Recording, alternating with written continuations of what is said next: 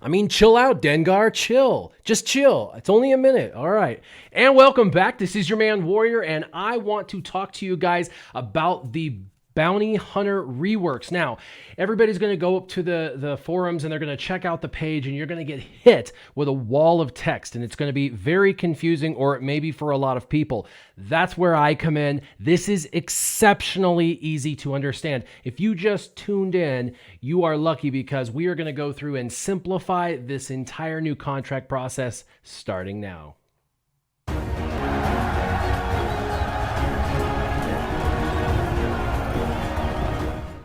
All right, now there's three things that are going to be added into the game, and I'm going to explain them very easily. The first is a contract, the second is a reward, and the third is a bounty. Now they're all very different, but they're all interlinked, and it's very, very simple. Basically, what a contract is you put a character into the leadership ability, and they will have a mini game of sorts that you need to complete. That's right, it's actually going to make the game extremely fun. The mini game could be lots of different things. Every leader has a new contract or a new mini game that you get to play. And when you play this mini game, you unlock, after you complete the mini game, an ability that you get to share with the entire team. That's the reward. In fact, the reward is kind of like a second leadership ability, and they're pretty powerful, so you're going to want to unlock them. And then after you unlock it, all of your toons, if they're bounty hunters, get a payout. And this payout is going to be an additional unique ability that character gets to unlock on themselves alone. So I know it sounds like a lot, but we're going to walk through some gameplay. I want to show you how the interactions work, and I want you to understand how simple this really is. All right, so the first thing you may be noticing is there's this weird little blue icon above Biggs's head. And the first thing you may be wondering is, what's that? Well, that's the game helping you out. The game is telling you what you need to do to fulfill the contract. That ability that you can get, kind of like a secondary leadership ability that you'll get to share with the whole team. So it tells you right over the individual who you should be targeting, and if you click and hold it, it will tell you what you need to do. It's pretty simple. Now, this mini game that we have to play to get this extra ability for the whole team, or the reward for the whole team, is killing or damaging the weakest enemy 10 times. Now currently Biggs, it has it over Biggs's head. So we have to hit Biggs or the weakest enemy 10 times, and then we'll get our reward, which is going to benefit the entire team as kind of like a secondary leadership ability. So let's go ahead and keep playing into this. So we do a mass attack, we hit him once, so that's 10% of the contract. If you look to the bottom right, you'll see 10% in the contract spot. He's going to buff everybody. Now IG-88 went and hit Biggs Darklighter, and that's now 20% of the contract fulfilled.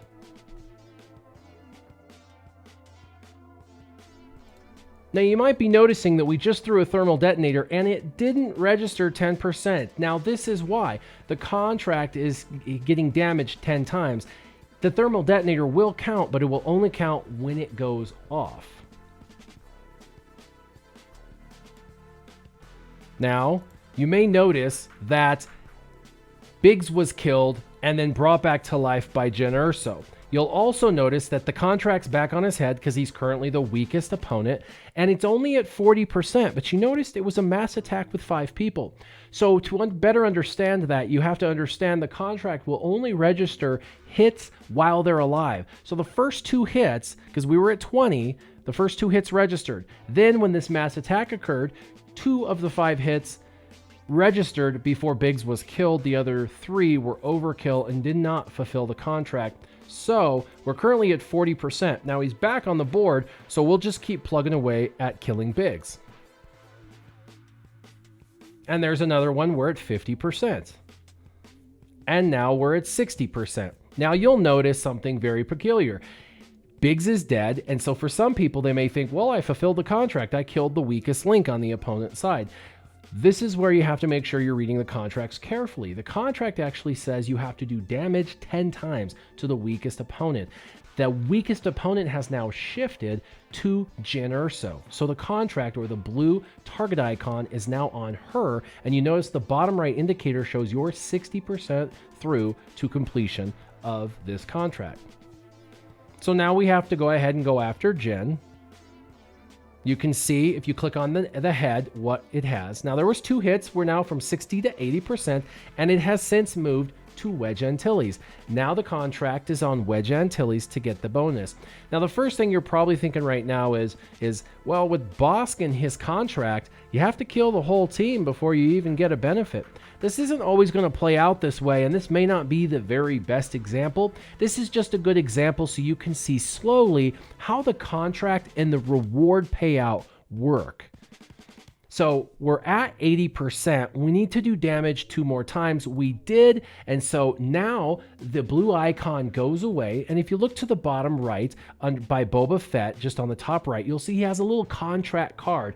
That means he now has unlocked the reward. Now the reward for Bossk that he provides the whole team is like plus 40 speed to the whole team. That's crazy, but this is not even where it gets crazy. It gets crazier in that every single bounty hunter has a special thing called a payout. And when you work on a contract, you deserve a payout, right? Well, that's true. So the reward is like a second leadership ability that's unlocked, and that is the plus 40% or plus 40 speed. But the payout is actually something different that's kind of like a unique on each character that unlocks that will allow them to have a greater ability. And for every character, their payout will be different based on the individual. So let's keep playing. Now, if you look over, by the way, their heads, you will notice 2 blue locked icons. One of the blue locked icons with the person and the little contract icon is that the contract's fulfilled and they gain the bonuses of that ability from the reward. It is not an icon, so it can't be included in the positive or negative status effects when that's being calculated. So if you're looking and going, well, what does it count as a positive or a negative? How does that work? It is neutralized. It doesn't exist in the game. They can't see it as a positive or a negative, okay? So it's not going to apply for any of those things that say for every positive debuff, blah, blah, blah. It's locked as well. It can't be removed for the duration of this battle. The other thing you'll notice is to the right, you'll see a locked blue, looks like sergeant stripes, and that is actually their unique ability that they've each unlocked called their payout. Now their payout will be different based on the individual. So if you look right there, it says plus 50% offense, plus 25% critical chance, and while Dengar is stealthed, he has an 80% chance to assist another bounty hunter using a special ability. And then his leader contract reward is the 50 speed. So he's getting plus 50 speed from the leader contract. And then his payout, his personal payout, is for the rest of the duration of this battle, he gets plus 50% offense, another 25% speed. So he's got 75 additional speed now for the duration of this battle. I think you can see how in PvE, this is going to get crazy. And then while he's stealthed, and he does that a lot, he has an 80% chance to assist when another bounty hunter uses a special ability. And they have a bunch of special abilities. So you can see what they are by simply clicking on the icon. For example, here is Boba Fett. And for Boba Fett, of course, he gets the leader contract award, which says plus 50% speed. He gets plus 50% offense, plus 25% critical chance, and Boba Fett's payout. This is his own personal payout he gets, and it's going to be different, right? Because the leadership contract's the same, but the difference is he gets for his payout plus 50 speed. So now he's at plus 100 speed and additional defense penetration equal to 200% of his defense penetration, which means when he hits, he's going to hit true and hard. Better than anybody in the game. He's going to hit as hard as he possibly can. And what he hits for will not be compressed in comparison to what other people hit for because of this defense penetration. Pretty amazing. And once they have these abilities, the payouts and the reward from the contract being fulfilled, it is all downhill from there. So if you can pick a mini game you really truly enjoy and play that mini game out as the leader, right? And you play that contract out, not only does it create creativity and fun, but it's also just a fun way of being able to look at the game differently and come up with creative things. So I really like this mode because they're saying, hey, if you attack the individual that's the fastest on the other team, or if you attack the weakest person 10 times, or all these little mini games, and if you fulfill it, you make these guys overpowered. It's pretty awesome. Now they're showing IG-88, and his payout is going to be for the rest of the battle. So this is his individual. IG-88 critical hits to enemies reduce their tenacity 10% stacking. Negative 10% stacking for the rest of the battle. His attacks ignore 50% defense on target locked enemies, and he has plus 25% offense. You're probably wondering, how do you get target locked enemies? That's an ability now that they have, including Boba Fett has it on his basic. It's pretty amazing. Target locked enemies, and he has a 25% offense if there's a target locked enemy. So pretty cool. And then of course he gets the same leader contract award, which is the 50 speed. So the same is going to be true with all of these individuals. Again, here is Greedo, and you'll see Greedo's payout. He gets a unique 50% health steal, plus 25% critical damage, and 75% counter chance. Pretty crazy. Same leadership ability, plus 50% speed. Now, boom, it didn't even crit. That was crazy. 12,000, calls assists. This is Chirrut and Baze. They're pretty durable, but they're not even going to get touched. This is crazy right here.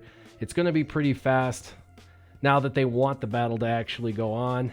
There it is. Assist is called. And they're at like full health and protection. He shot twice. Greedo shot first. And there's a double shot. And they just slaughtered that team. Now, I know that's not necessarily the most overpowered team. And I'm not even trying to infer that these guys are going to be overpowered in arena. What I am inferring is that this team is fun. This is a very, very fun team. Now they've got these cool little mini games that are going to unlock abilities. And what's really cool is now you get to decide which leader you take in, because each leader has a different reward for the entire team. That will be different based on who's the leader. What will not be different is their payout. Once you fulfill the contract, all of their payouts are going to be what it is. It's like their own proprietary, unique. So hopefully this video has really helped dig you in to what this new mechanic is. I hope it simplified things for you. We're going to go through Bossk really quick and his ability now that we understand the mechanics behind this new mode. All right, now let's go ahead and go through Bossk really quick now that you guys understand the mechanics behind the game. So obviously this is Bossk. He's a dark side character. He'll be scoundrel and a bounty hunter, and he's the tank they really desperately needed. Now, their little tag for him is that he's a tank that constantly regenerates health and protection, and by that they mean a lot of health and protection. We're going to go through that in a minute. His basic, called Prey on the Weak, is basically going to deal physical damage to a target enemy. This attack is guaranteed to critically hit and deals double damage if the target is the weakest enemy. Now, what's really, really cool about this is his ability at the very bottom, which is his leadership contract, where it says deal damage to the lowest health enemy 10 times. So you're going to want, if he's the leader, to fulfill this contract, and they have it built in right now that if you do that on his basic, you're guaranteed a crit. Also, he has a special called Hunting Party, cooldown of 4, and it says on final text, deal physical damage to a target enemy and stun them. That's pretty awesome. A stun is very, very important. It says call other bounty hunters to assist, dealing 60% less damage. In the last footage, you saw us that mass attack on Biggs, where all 5 of them mad attacked Biggs, and it was very impressive. Much like all the other assists in the game, everybody else that's being called does so at a reduced amount of damage. It says if the target was the weakest enemy, And I hope he's the leader and his contract's in effect, because if he's the weakest enemy, it will reduce all assisting bounty hunters cooldowns by 1. This is very cool because they can continue to use their special abilities more rapidly. He has a second special called Predator Instincts. It has a cooldown of 4 as well, and it says Bossk dispels all debuffs on himself. He recovers 50% health and then gains Frenzy and Taunt for 3 turns. All bounty hunter allies gain offense up for 2 turns. Offense up is amazing, and he does this while he dispels debuffs, recovers health, taunts for 3 turns on a cooldown of 4. That's a phenomenal taunt. And his leadership ability is called On the Hunt. The final text, and it will be a Zeta, is all bounty hunters gain plus 50% max protection. It's going to make them way more durable, and plus 50% tenacity. That is amazing.